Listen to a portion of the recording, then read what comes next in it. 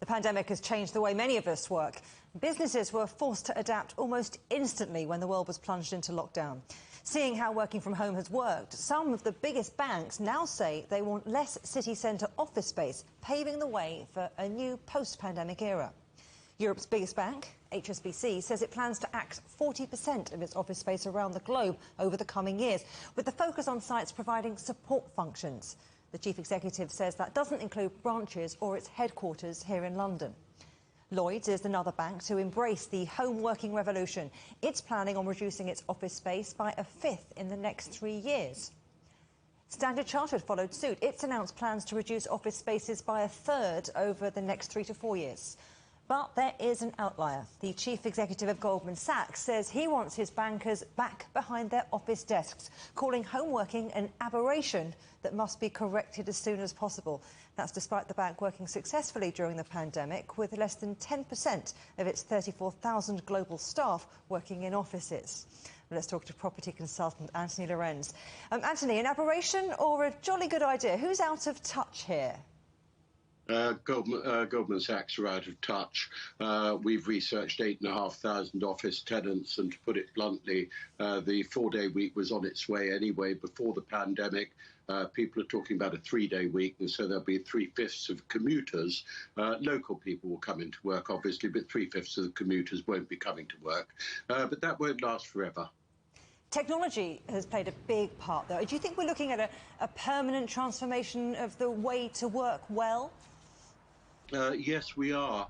I didn't know what a Zoom call was before I started locking down in March, and we've been working for tenants against landlords and vice versa to keep relationships alive for the last year. And now that the moratorium's been extended, where tenants don't have to pay rent till June, technology is going to make a massive difference, and it does allow home working. But there are pluses and minuses with home working. You've just mentioned commuting.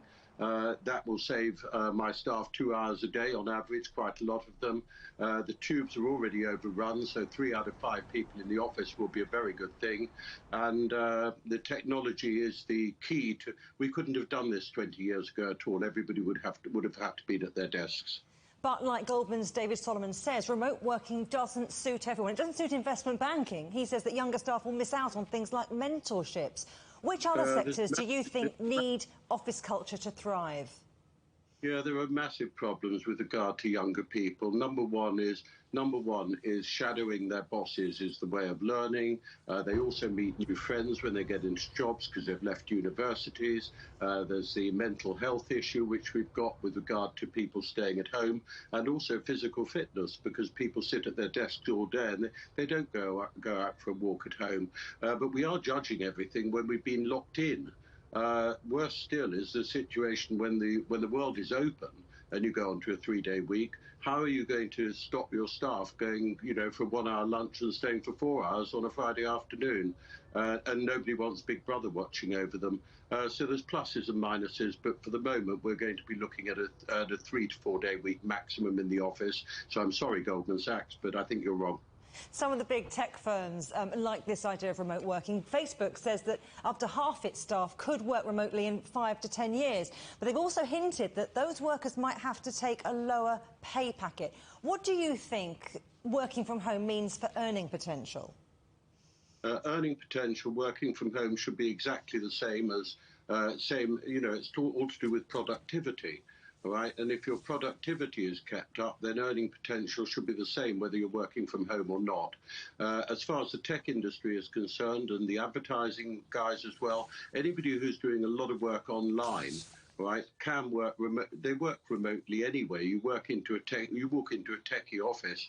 They're not having an enormous amount of meetings, studying campaigns. They're developing technology on their computers. So they're an exception, and they could have been working home before the pandemic, and a lot do. Anthony Lorenz, pleasure talking to you. Thank you. Thank you very much.